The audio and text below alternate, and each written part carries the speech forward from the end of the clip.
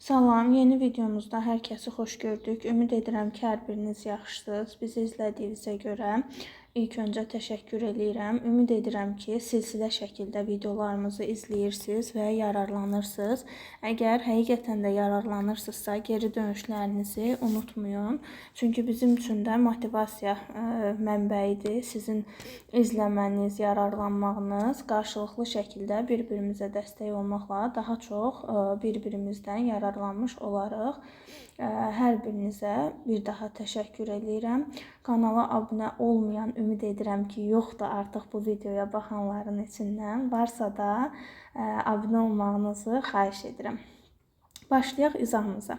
26. Bir cins maqnit sahəsində deməli qeyd edeyim ki, bugünkü sınağımız 2018 birinci qrup sınaq 3A variantıdır.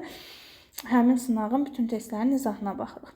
Bir cins maqnit sahəsində çeviri üzrə hərəkət edən yüklü zərrəciyin sürəti 3 dəfə artdıqda, maqnit sahəsinin induksiya vektoru modulu 2 dəfə azaldıqda radius necə dəyişir? Radiusun düsturu mv bölünsün qb-dir.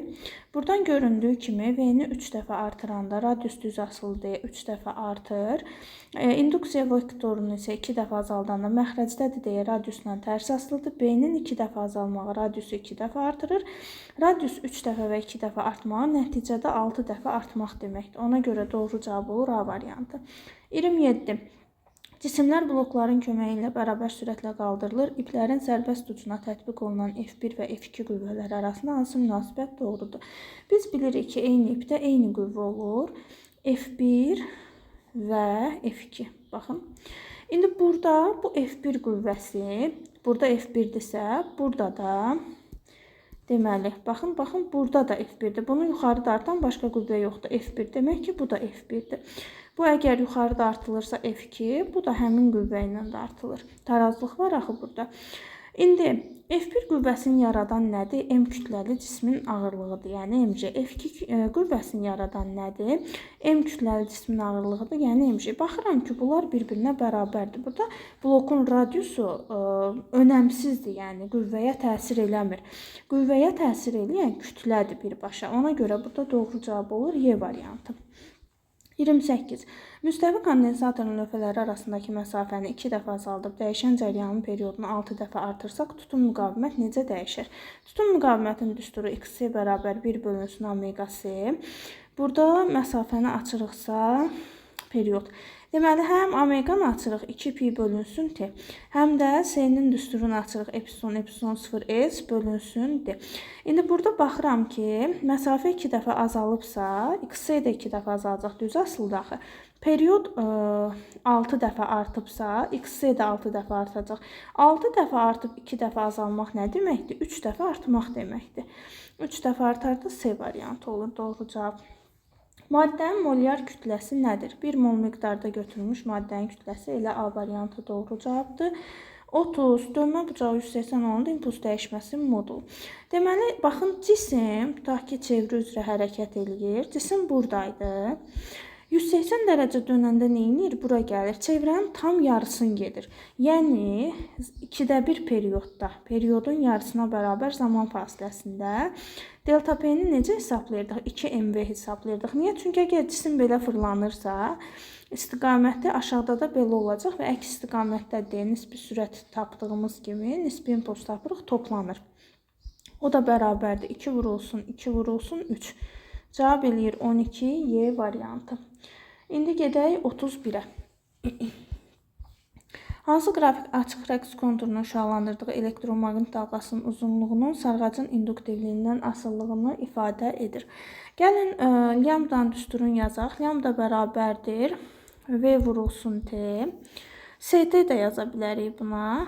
Əgər elektromaqnit dalğası işıq sürəti ilə yayılırsa, vakuumda buna ST də yaza bilərik. Onun bizə önəmi yoxdur, sürətdən danışmır. T-nin yerinə Thomson düsturunu yazaq. 2pi kök altında LC. Göründüyü kimi lambda L-dən kök altı düz asılıdır. Ona görə cavab B.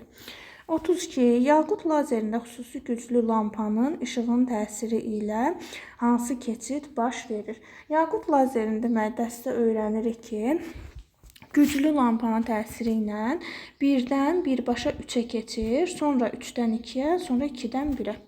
Yaqut lazerində sırf bunu bilməyimiz bəs eləyir.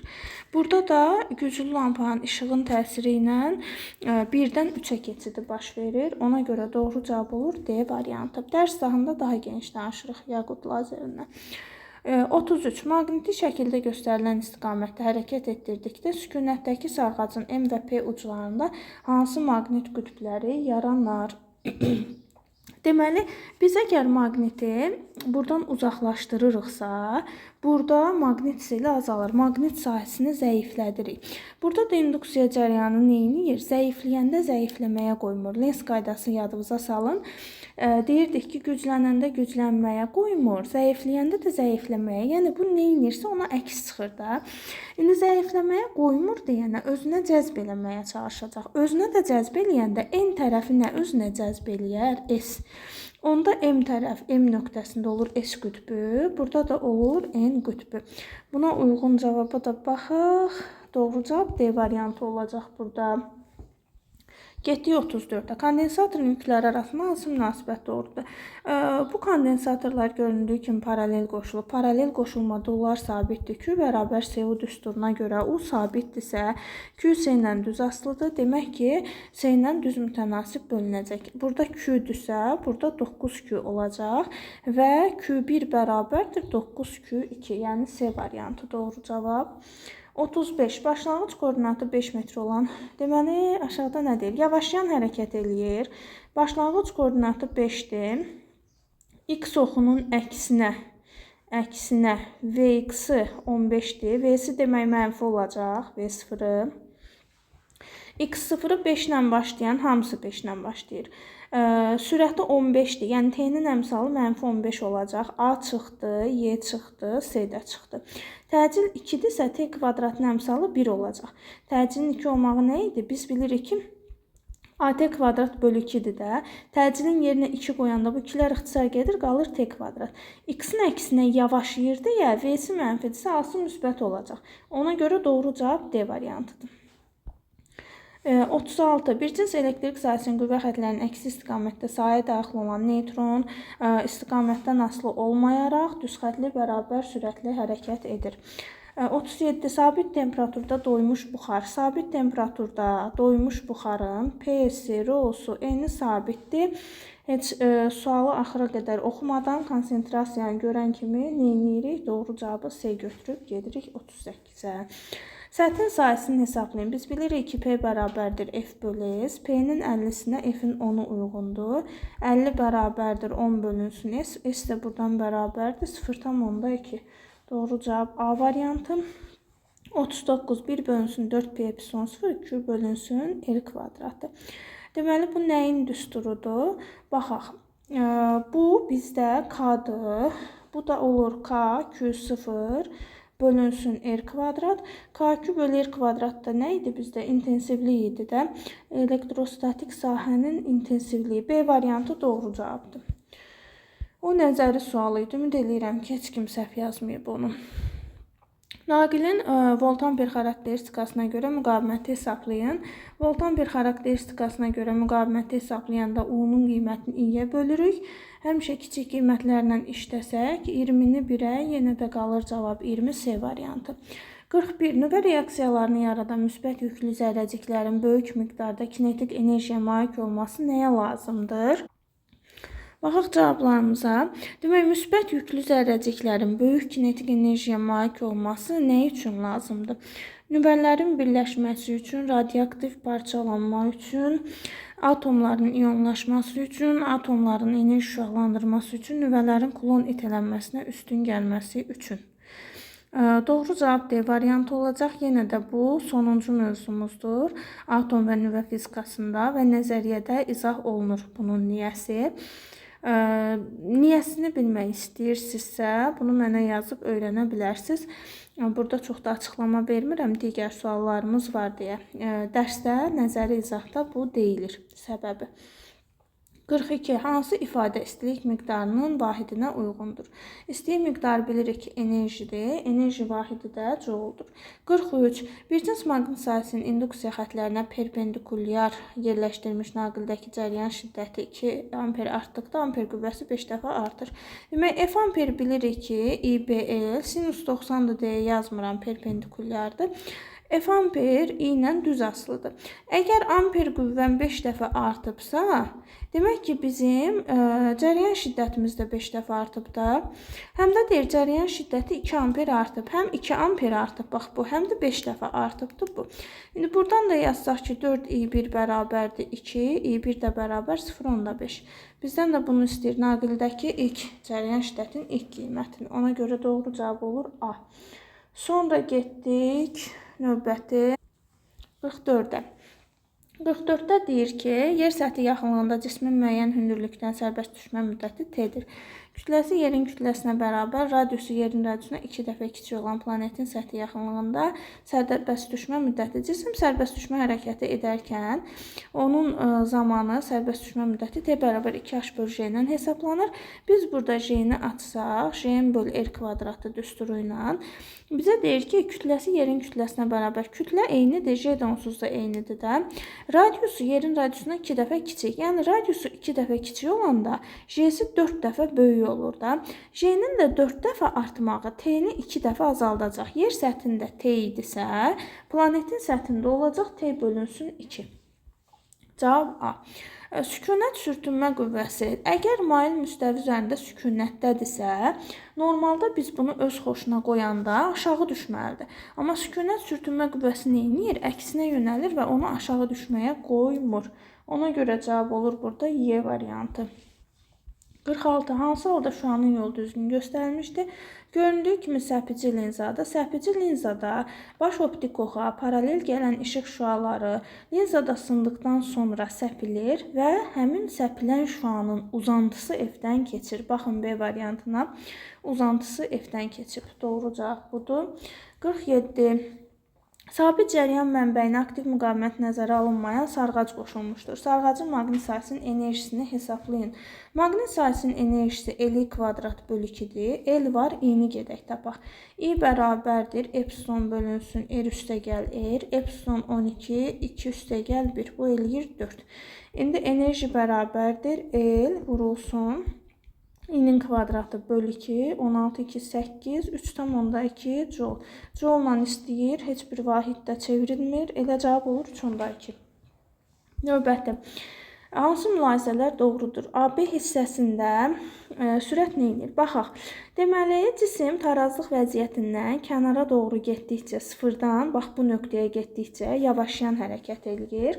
Təzədən A-ya gələndə yeyinləşir. A-dan B-yə getdikcə yenidən yavaşlayır. Çünki B nöqtəsi kənardır və kənarda cismin sürəti 0 olur. Demək ki, A-dan B-yə getdikcə müəyyən bir qiymətdən 0-a doğru gedir sürətin qiyməti. Ona görə də modulu azalır. Burada 2 doğrudur. Təcilin modulu artırmı? Bəli. Bunlar iki komandaydı. Demişdik sürət, kinetik enerji, impuls, təcil, X, yəni kənar nöqtə, amplitud, Y potensial, bir də qüvvə. Bunlar artanda, biri artanda, biri azalır. Biri maksimum olanda, biri minimum olur. Sürət azalırsa təcil artır. İmpuls isə sürət kimi də eyni. Cavab olur 2, 3, 6. 49 saat əqrəbi, dəqiqə əqrəbindən 3 dəfə qısadır. Demişik ki, əqrəblərin uzunluğu, qısalığı R götürülür. R saat bərabərdir. R dəqiqə bölünsün 3. Bunu belə yazaq da, kəsir olmasın. R dəqiqə bərabərdir 3 R saat.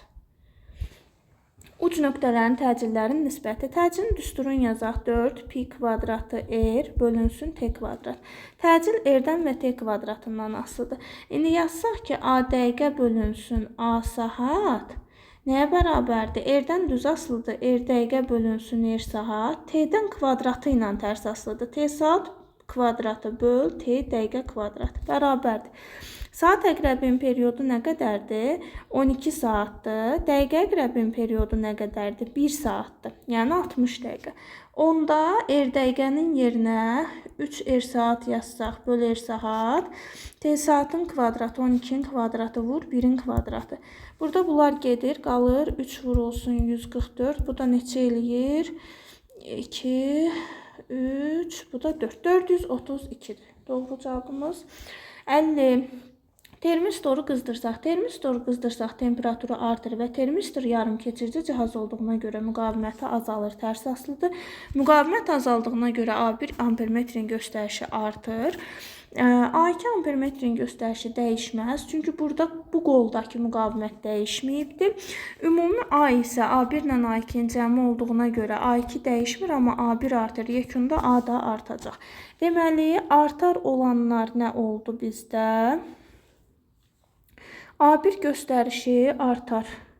A2 göstərişi dəyişməz. A göstərişi artar. Rezistorun müqaviməti, rezistor bax budur, dəyişmədi bu da. D, termistorun müqaviməti azalar. Deməli oldu 1-də A ilə C, 2-də Y, 3-də isə B ilə D. Daha bir sınağımızın sonuna gəldik. Hər sınağın sonunda ümid etdiyim kimi burada da ən böyük ümidim odur ki, hər şey sizin üçün aydındır. Nə ki aydın deyil, onları yazıb soruşa bilərsiniz. Ya rəylərdə yazarsınız, cavablayaram, ya da nömrəmi bura qeyd edirəm. Bu nömrəyə WhatsApp-da yazıb həm sınaq qrupumuza qoşula bilərsiniz. Hər həftə sınaqlarını siz də bu videolar göndərilməmişdən öncə özünüz işləyə bilərsiniz. Sonra videolarla da yoxlaya bilərsiniz ki, nə dərəcədə mənimsəmisiniz. İnşallah gələn videolarda görüşənə qədər izlədiyinizə görə təşəkkür edirəm. Sağ olun.